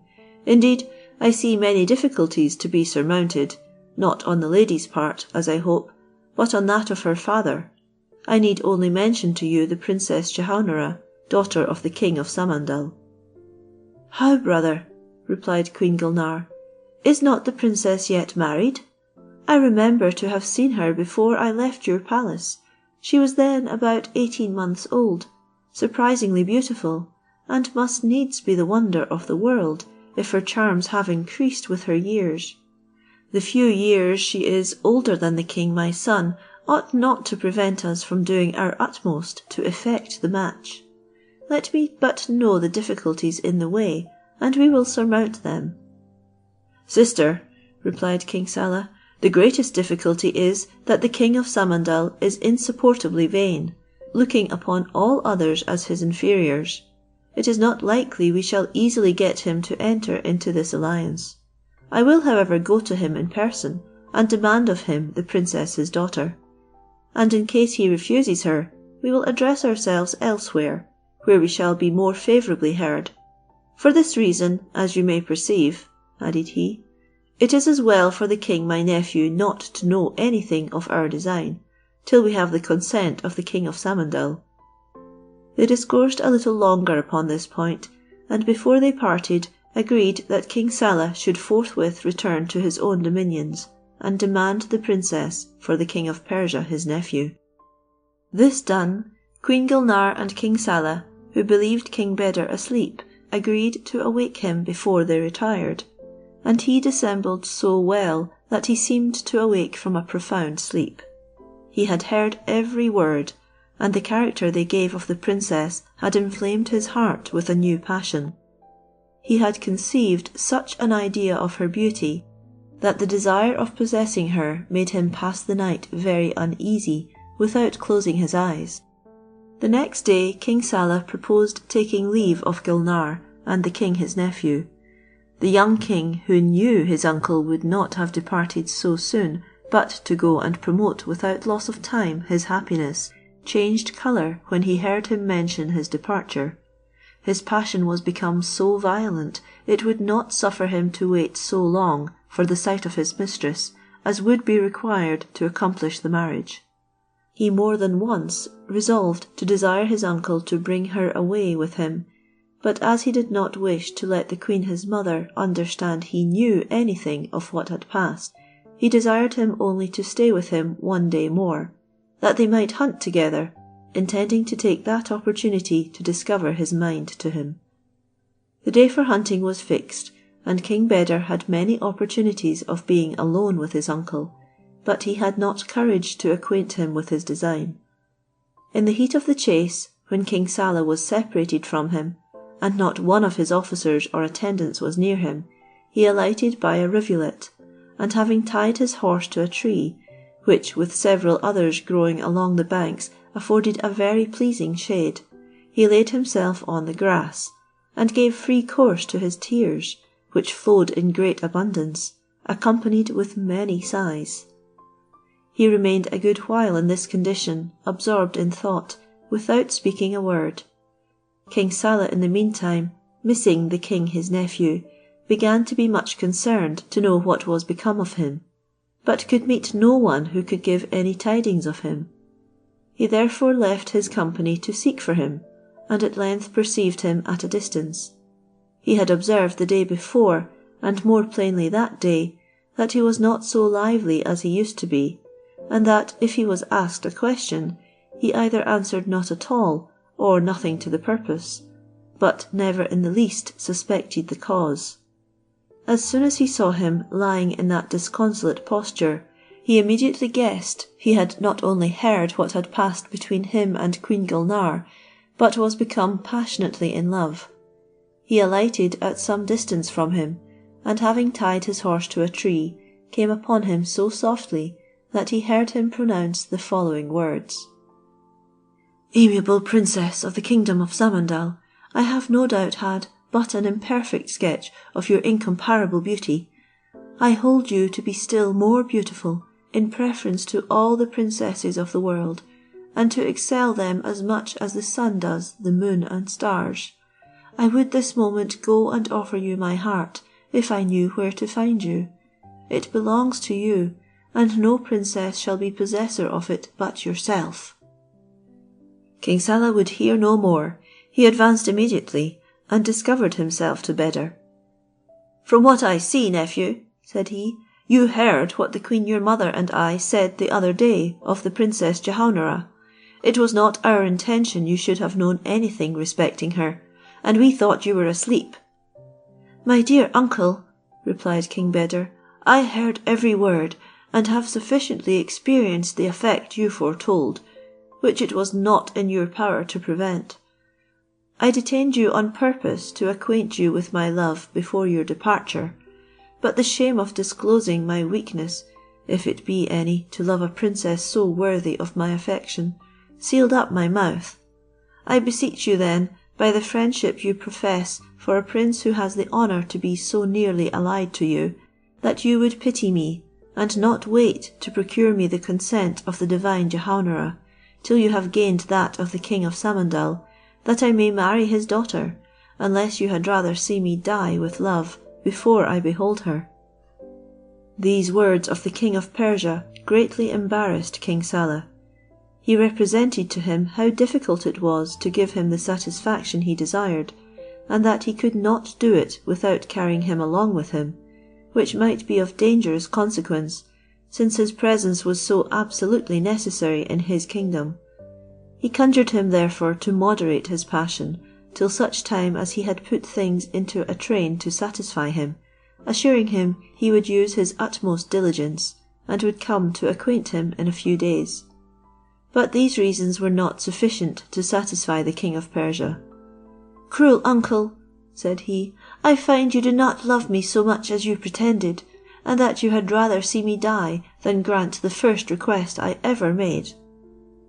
"I am ready to convince your majesty," replied King Saleh, "that I would do anything to serve you, but as for carrying you along with me, I cannot do that till I have spoken to the queen your mother. What would she say of you and me? If she consents, I am ready to do all you would have me, and will join my entreaties to yours." "You cannot be ignorant," replied the king of Persia, "that the queen my mother would never willingly part with me. and therefore this excuse does but further convince me of your unkindness. If you really love me, as you would have me believe, you must return to your kingdom immediately, and take me with you." King Saleh, finding himself obliged to yield to his nephew's importunity, drew from his finger a ring on which were engraved the same mysterious names of God that were upon Solomon's seal, which had wrought so many wonders by their virtue. "Here, take this ring," said he, "put it on your finger, and fear neither the waters of the sea nor their depth." The king of Persia took the ring, and when he had put it on his finger, King Saleh said to him, "Do as I do." At the same time they both mounted lightly up into the air, and made towards the sea, which was not far distant, and they both plunged into it. End of Section 2. Section 3 of the Arabian Nights Entertainments, Volume 3, translated by Jonathan Scott. Section 3.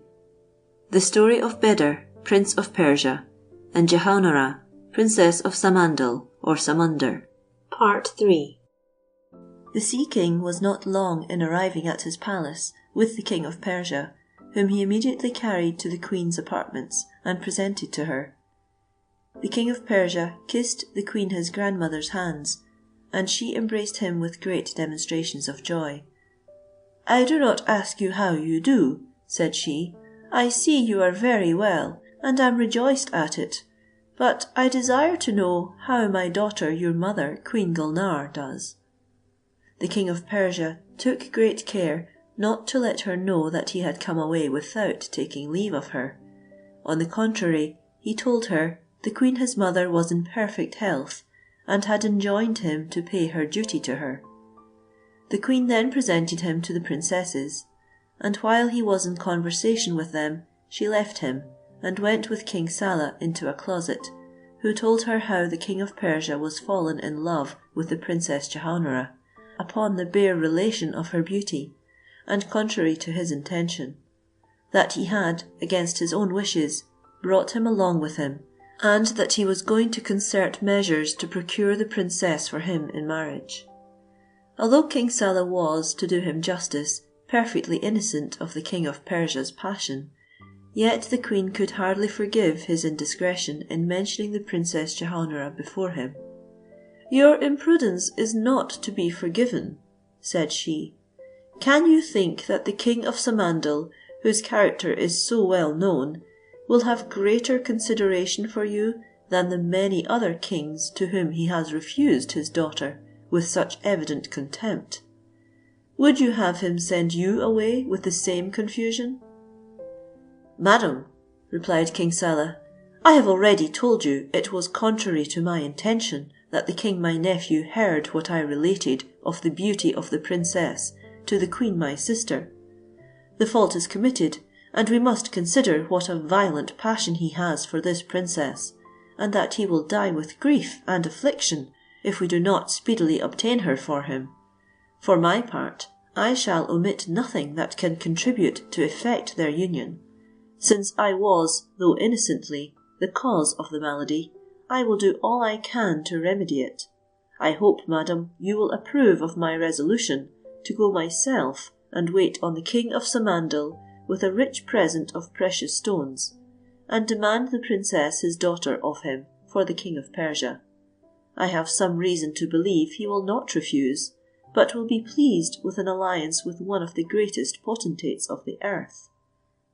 "It were to have been wished," replied the Queen, "that we had not been under a necessity of making this demand, since the success of our attempt is not so certain as we could desire. But since my grandson's peace and content depend upon it, I freely give my consent.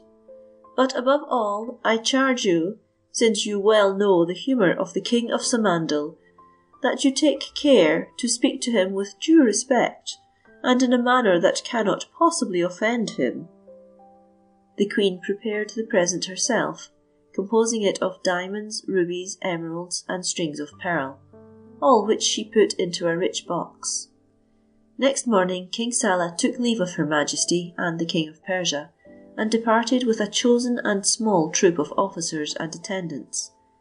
He soon arrived at the kingdom and the palace of the King of Samandal, who delayed not to give him audience. He rose from his throne as soon as he perceived him, and King Saleh, forgetting his character for some moments, knowing whom he had to deal with, prostrated himself at his feet, wishing him the accomplishment of all his desires. The King of Samandal stooped to raise him, and after he had placed him on his left hand, told him he was welcome, and asked him if there was anything he could do to serve him. "Sir," answered King Saleh, "though I should have no other motive than that of paying my respects to the most potent, most prudent, and most valiant prince in the world, feeble would be my language to express how much I honour your majesty. Could you penetrate into my inmost soul, you would be convinced of the great veneration I have for you, and of my ardent desire to testify my attachment." Having spoken these words, he took the box of jewels from one of his servants, and having opened it, presented it to the king, imploring him to accept of it for his sake. "Prince," replied the King of Samandal, "you would not make me such a present unless you had a request proportionable to it to propose. If there be anything in my power to grant, you may freely command me, and I shall feel the greatest pleasure in complying with your wishes.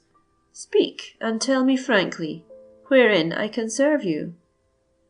"I must own ingenuously," replied King Saleh, "I have a boon to ask of your majesty, and I shall take care to ask nothing but what is in your power to bestow.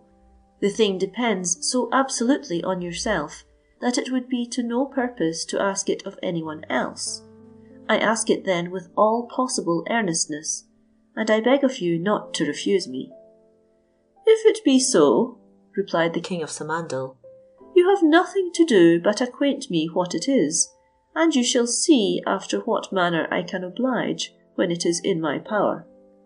"Sir," said King Saleh, "after the confidence with which your majesty has been pleased to inspire me, I will not dissemble any longer, that I came to beg of you to honour our house with your alliance by the marriage of your daughter, and to strengthen the good understanding that has so long subsisted between our two crowns." At these words the King of Samandal burst into a loud laugh, falling back in his throne against a cushion that supported him, and with an imperious and scornful air said, "King Saleh, I have always hitherto thought you a prince of great wisdom and prudence, but what you say convinces me I was mistaken. Tell me, I beseech you, where was your wit or discretion when you formed to yourself such a chimera as you have proposed to me? Could you conceive a thought of aspiring in marriage to a princess, the daughter of so powerful a monarch as myself? You ought to have considered the great distance between us, and not run the risk of losing in a moment the esteem I always had for you." King Saleh was hurt at this affronting answer, and could scarcely restrain his resentment.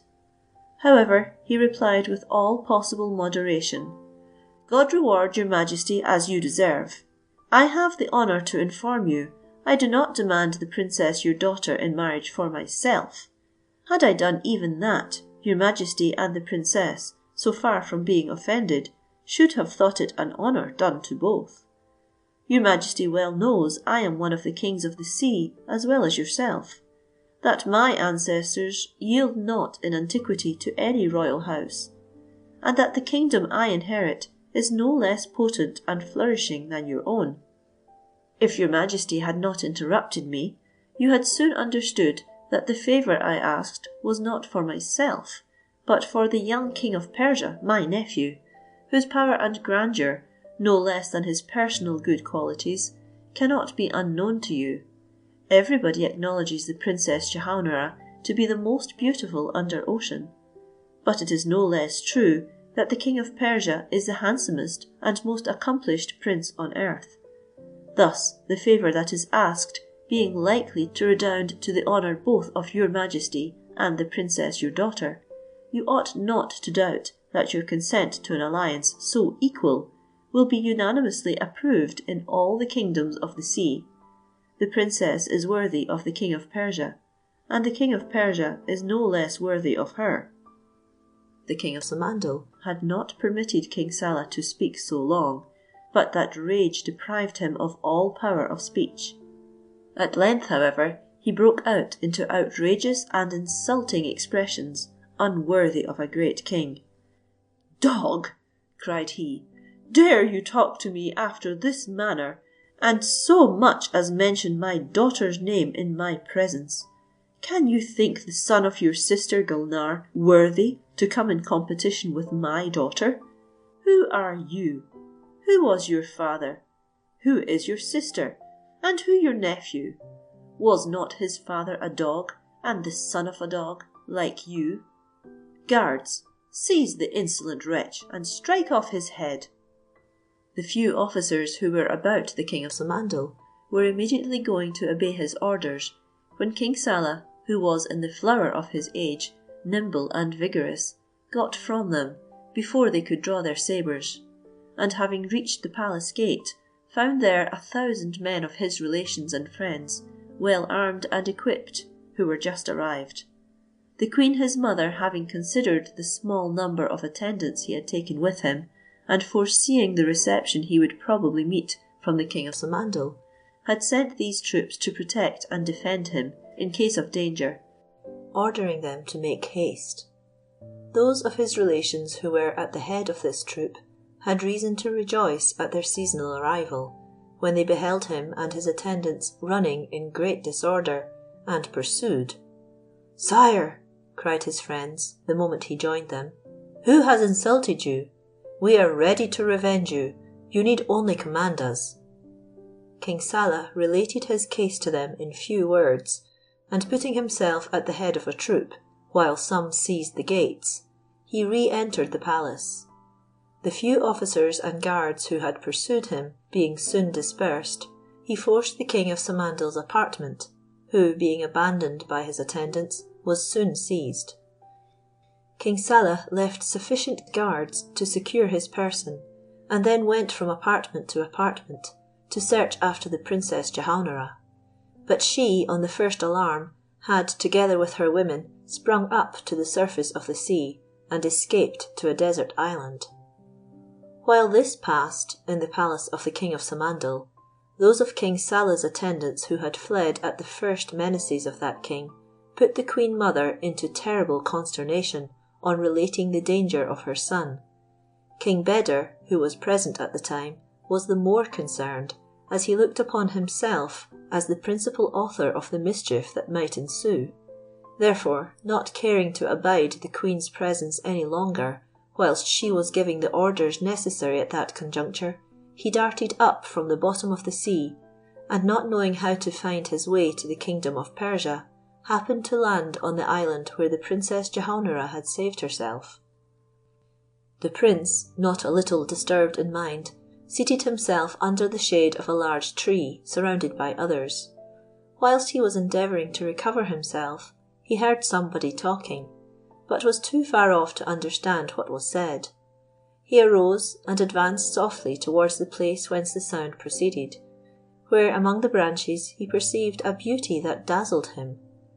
"Doubtless," said he within himself, stopping and considering her with great attention, "this must be the Princess Jehaunara, whom fear has obliged to abandon her father's palace, or if it be not, she no less deserves my love." This said, he came forward, and discovering himself, approached the princess with profound reverence. "Madam," said he, "I can never sufficiently thank heaven for the favour it has done me in presenting to my eyes so much beauty. A greater happiness could not have befallen me than this opportunity to offer you my services. I beseech you therefore, madam, to accept them, it being impossible that a lady in this solitude should not want assistance." "True, my lord," replied Jehaunara sorrowfully. "It is not a little extraordinary for a lady of my quality to be in this situation. I am a princess, daughter of the king of Samandal, and my name is Jehaunara. I was at ease in my father's palace, in my apartment, when suddenly I heard a dreadful noise. News was immediately brought me that King Saleh, I know not for what reason, had forced the palace, seized the king my father, and murdered all the guards who made any resistance. I had only time to save myself, and escape hither from his violence." At these words, King Beder began to be concerned that he had quitted his grandmother so hastily, without staying to hear from her an explanation of the news that had been brought. But he was, on the other hand, overjoyed to find that the king his uncle had rendered himself master of the king of Samandal's person, not doubting but he would consent to give up the princess for his liberty. "Adorable princess," continued he, "your concern is most just, but it is easy to put an end both to that and your father's captivity. You will agree with me when I shall tell you that I am Beder, king of Persia, and King Saleh is my uncle. I assure you, madam, he has no design to seize the king your father's dominions. His only intention is to obtain your father's consent, that I may have the honour and happiness of being his son-in-law. I had already given my heart to you, upon the bare relation of your beauty and charms, and now, far from repenting, I beg of you to accept it, and to be assured that I will love you as long as I live. I dare flatter myself you will not refuse this favour, but be ready to acknowledge that a king who quitted his dominions purely on your account deserves some acknowledgment. Permit me then, beauteous princess, to have the honour to present you to the king my uncle, and the king your father shall no sooner have consented to our marriage than King Saleh will leave him sovereign of his dominions as before." This declaration of King Beder did not produce the effect he expected. It is true, the princess no sooner saw him than his person, air, and the grace wherewith he accosted her, led her to regard him as one who would not have been disagreeable to her. But when she heard that he had been the occasion of all the ill treatment her father had suffered, of the grief and fright she had endured, and especially the necessity she was reduced to of flying her country, she looked upon him as an enemy with whom she ought to have no connection. Whatever inclination she might have to agree to the marriage which he desired, she determined never to consent, reflecting that one of the reasons her father might have against this match might be that King Beder was the son of a king of the earth. She would not, however, let King Beder know her resentment, but sought an occasion to deliver herself dexterously out of his hands, and seeming in the meantime to have a great kindness for him, "Are you then," said she, with all possible civility, "son of Queen Gulnare, so famous for her wit and beauty? I am glad of it, and rejoice that you are the son of so worthy a mother. The king my father was much in the wrong so strongly to oppose our union. Had he but seen you, he must have consented to make us happy." Saying so, she reached forth her hand to him as a token of friendship.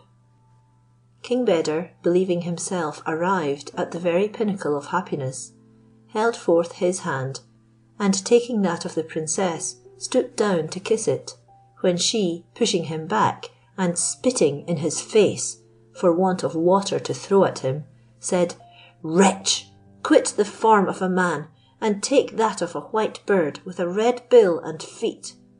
Upon her pronouncing these words, King Beder was immediately changed into a bird of that description, to his great surprise and mortification.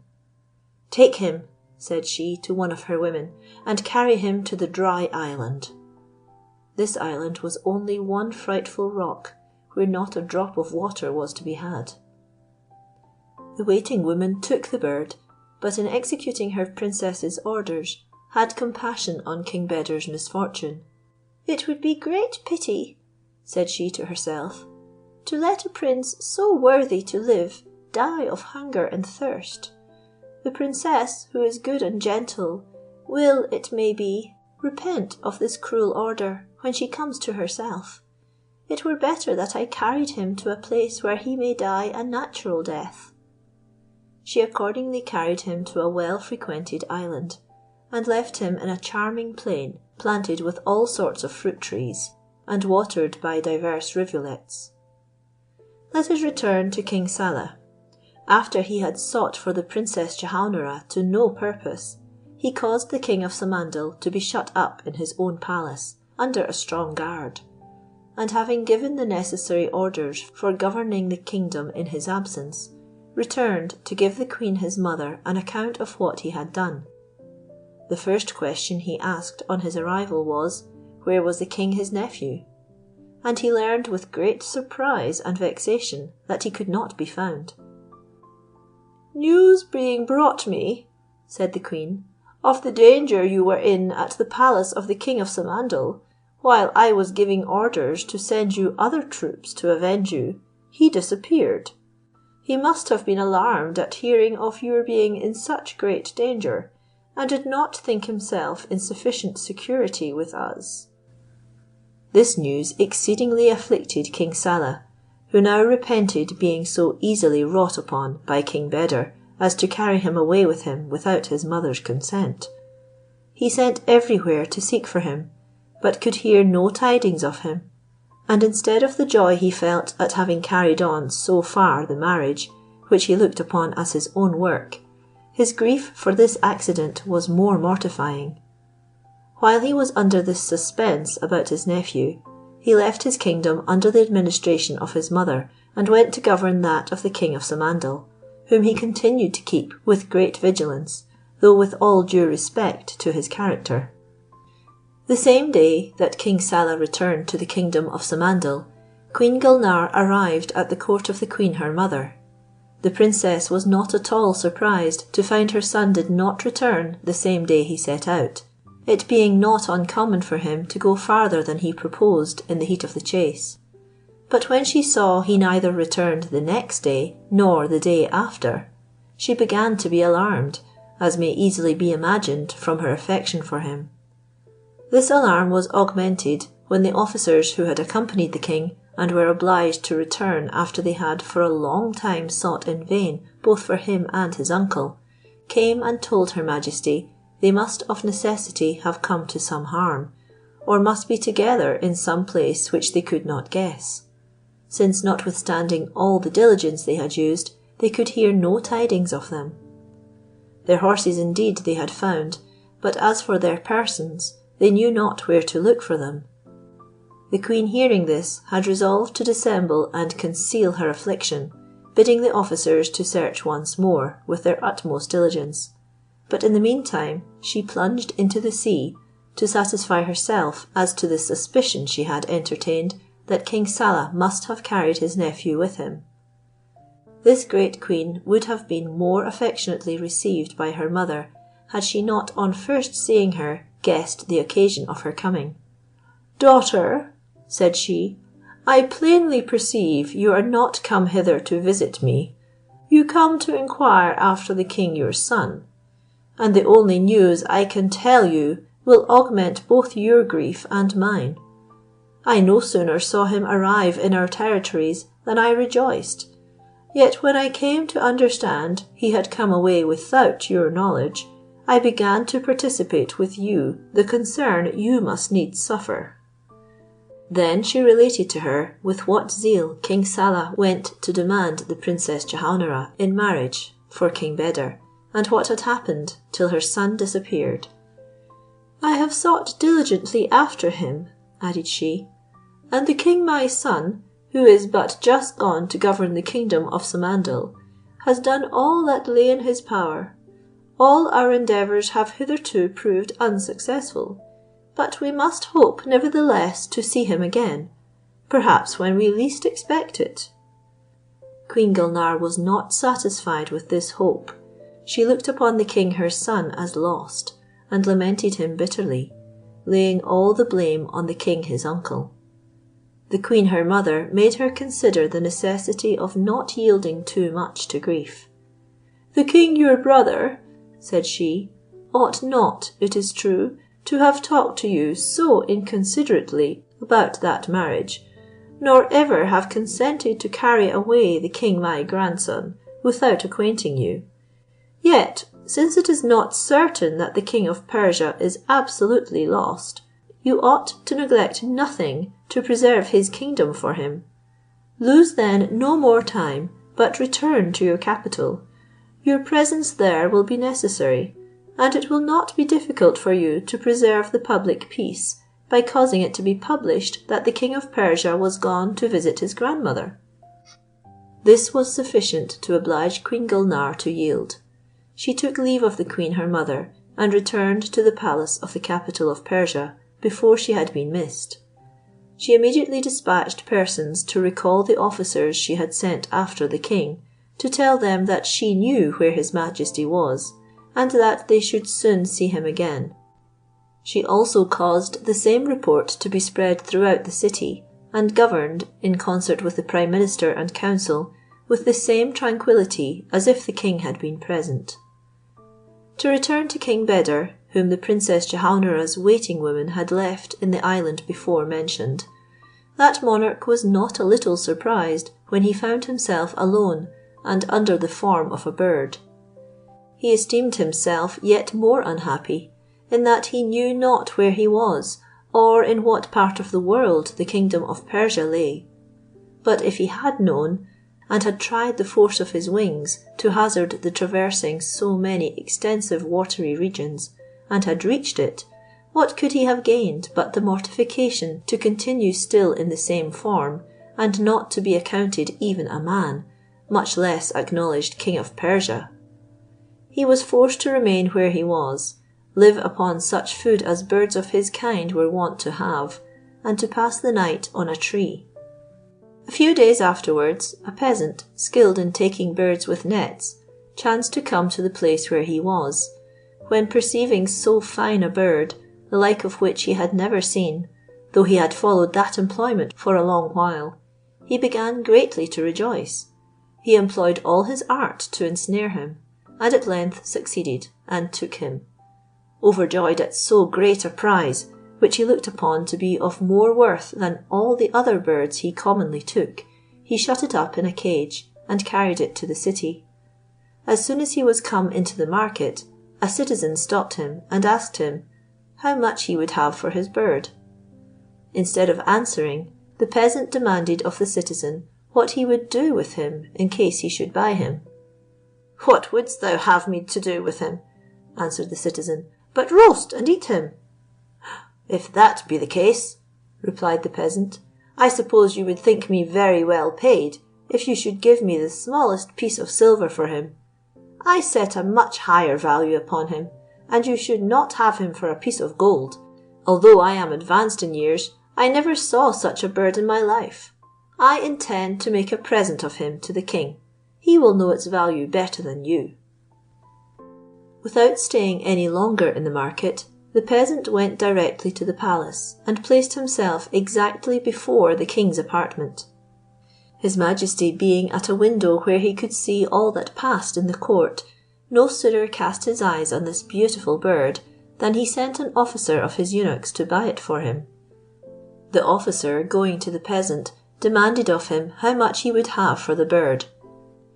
"If it be for his majesty," answered the peasant, "I humbly beg of him to accept it of me as a present, and I desire you to carry it to him." The officer took the bird to the king, who found it so great a rarity that he ordered the same officer to take 10 pieces of gold and carry them to the peasant, who departed very well satisfied. The king ordered the bird to be put into a magnificent cage, and gave it corn and water in rich vessels. The king, being then ready to mount on horseback to go hunting, had not time to consider the bird, therefore had it brought to him as soon as he returned. The officer brought the cage, and the king, that he might the better view the bird, took it out himself and perched it upon his hand. Looking earnestly upon it, he demanded of the officer if he had seen it eat. "Sir," replied the officer, "your majesty may observe the vessel with his food is still full, and I have not observed that he has touched any of it." Then the king ordered him meat of divers sorts, that he might take what he liked best. The table being spread, and dinner served up just as the king had given these orders, As soon as the dishes were placed, the bird, clapping his wings, leaped off the king's hand, flew upon the table, where he began to peck the bread and victuals, sometimes on one plate and sometimes on another. The king was so surprised that he immediately sent the officer of the eunuchs to desire the queen to come and see this wonder. The officer related it to her majesty, and she came forthwith. But she no sooner saw the bird than she covered her face with her veil, and would have retired. The king, surprised at her proceeding, as there was none present in the chamber but the eunuchs and the women who attended her, asked the reason of her conduct. "Sir," answered the queen, "your majesty will no longer be surprised when you understand that this is not, as you suppose, a bird, but a man." "Madam," said the king, more astonished than before, "you mean to banter me, but you shall never persuade me that a bird can be a man." "Sir," replied the queen, "far be it from me to banter your majesty. Nothing is more certain than what I have had the honour to tell you. I can assure your majesty it is the king of Persia, named Beder, son of the celebrated Gulnar, princess of one of the largest kingdoms of the sea, nephew of Saleh, king of that kingdom, and grandson of Queen Farash, mother of Gulnar and Saleh. And it was the princess Jehaunara, daughter of the king of Samandal, who thus metamorphosed him into a bird." That the king might no longer doubt of what she affirmed, she told him the whole story, and stated that the princess Jehaunara had thus revenged herself for the ill treatment which King Saleh had used towards the king of Samandal, her father. The king had the less difficulty to believe this assertion of the queen, as he knew her to be a skilful magician. And as she knew everything which passed in every part of the world, he was always by her means timely informed of the designs of the kings his neighbours against him, and prevented them. His majesty had compassion on the king of Persia, and earnestly besought his queen to break the enchantment, that he might return to his own form. The queen consented with great willingness. "Sir," said she to the king, "be pleased to take the bird into your closet, and I will show you a king worthy of the consideration you have for him." The bird, which had ceased eating and attended to what the king and queen said, would not give his majesty the trouble to take him, but hopped into the closet before him. And the queen came in soon after, with a vessel full of water in her hand. She pronounced over the vessel some words unknown to the king, till the water began to boil, when she took some of it in her hand, and sprinkling a little upon the bird, said, "By virtue of these holy and mysterious words I have just pronounced, and in the name of the Creator of heaven and earth, who raises the dead and supports the universe, quit the form of a bird, and reassume that received from thy Creator." The words were scarcely out of the queen's mouth, when, instead of a bird, the king saw a young prince of good shape, air, and mien. King Beder immediately fell on his knees and thanked God for the favour that had been bestowed upon him. He then took the king's hand, who helped him up, and kissed it in token of gratitude. But the king embraced him with great joy, and testified to him the satisfaction he had to see him. He would then have made his acknowledgments to the queen, but she was already retired to her apartment. The king made him sit at the table with him, and prayed him to relate how the princess Jehaunara could have the inhumanity to transform into a bird so amiable a prince. And the king of Persia immediately satisfied him. When he had ended, the king, provoked at the proceeding of the princess, could not help blaming her. "It was commendable," said he, "in the princess of Samandal not to be insensible of the king her father's ill treatment, but to carry her vengeance so far, and especially against a prince who was not culpable, was what she could never be able to justify herself for. But let us have done with this subject, and tell me, I beseech you, in what I can farther serve you." "Sir," answered King Beder, "my obligation to your majesty is so great, that I ought to remain with you all my life to testify my gratitude. But since your majesty sets no limits to your generosity, I entreat you to grant me one of your ships, to transport me to Persia, where I fear my absence, which has been but too long, may have occasioned some disorder, and that the queen my mother, from whom I concealed my departure, may be distracted under the certainty whether I am alive or dead." The king readily granted what he desired, and immediately gave orders for equipping one of his largest ships, and the best sailors in his numerous fleet. The ship was soon furnished with all its complement of men, provisions, and ammunition, and as soon as the wind became fair, King Beder embarked, after having taken leave of the king and thanked him for all his favours. The ship sailed before the wind for 10 days together, but on the 11th the wind changed, and there followed a furious tempest. The ship was not only driven out of its course, but so violently tossed that all its masts were brought by the board, and driving along at the pleasure of the wind, it at length struck against a rock and bulged. The greatest part of the people were instantly drowned. Some few were saved by swimming, and others by getting on pieces of the wreck. King Beder was among the latter, when, after having been tossed about for some time by the waves and torrents, under great uncertainty of his fate, he at length perceived himself near the shore, and not far from a city that seemed of great extent. He exerted his remaining strength to reach the land, and was at length so fortunate as to be able to touch the ground with his feet. He immediately abandoned his piece of wood, which had been of such great service to him, but when he came pretty near the shore, was greatly surprised to see horses, camels, mules, asses, oxen, cows, bulls, and other animals crowding to the shore, and putting themselves in a posture to oppose his landing.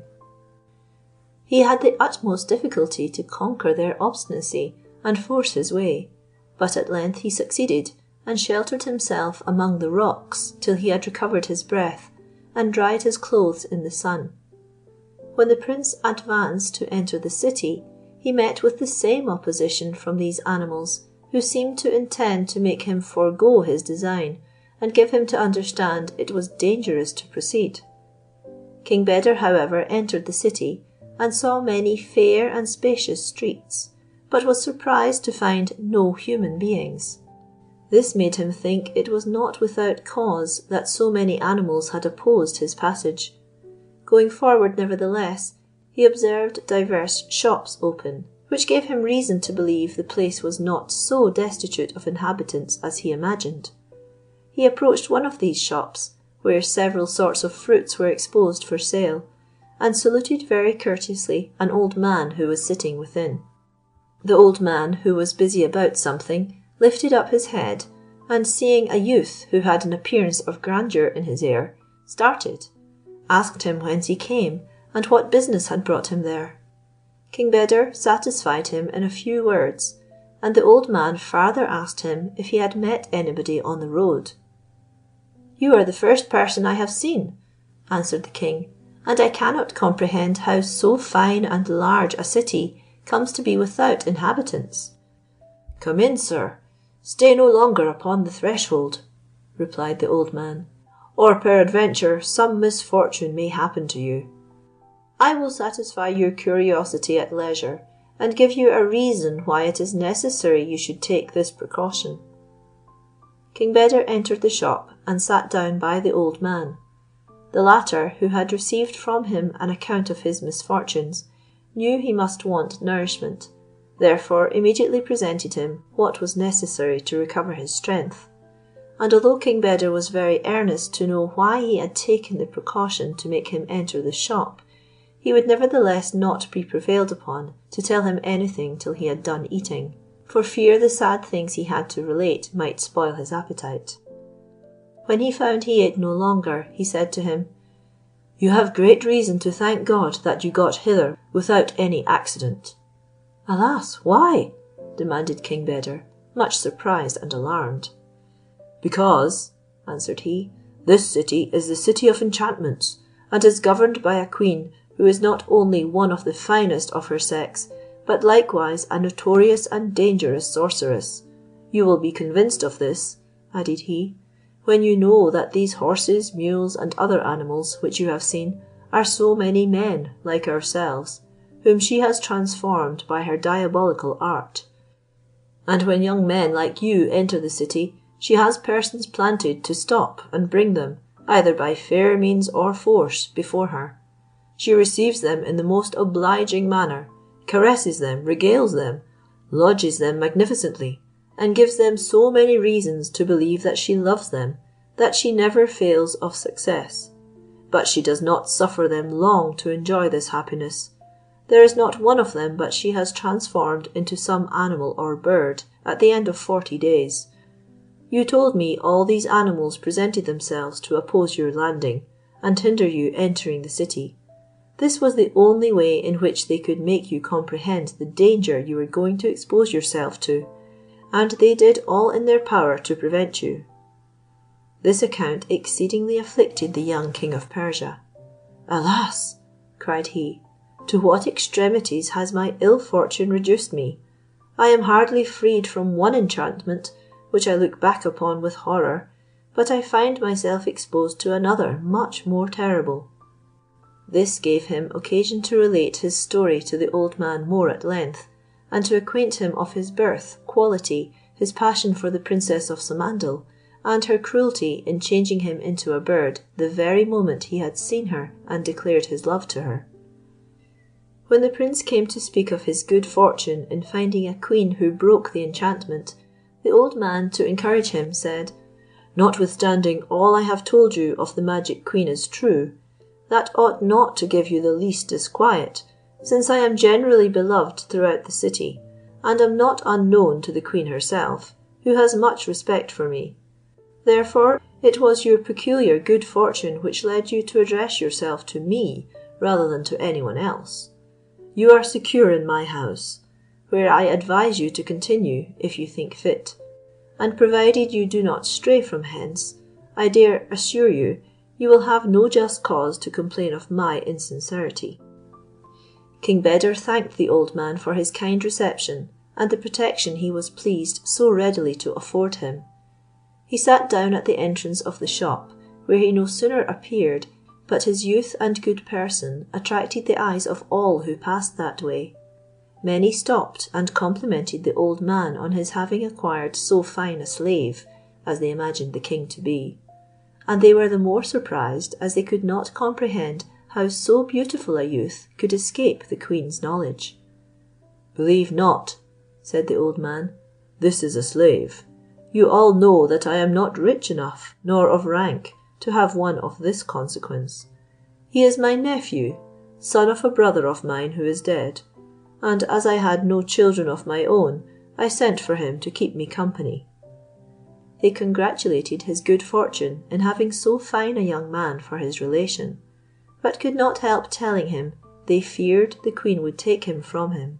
"You know her well," said they to him, "and you cannot be ignorant of the danger to which you are exposed, after all the examples you have seen. How grieved would you be if she should serve him, as she has done so many others whom we knew." "I am obliged to you," replied the old man, "for your good will toward me, and I heartily thank you for the care you seem to take of my interest, but I shall never entertain the least thought that the queen will do me any injury, after all the kindness she has professed for me.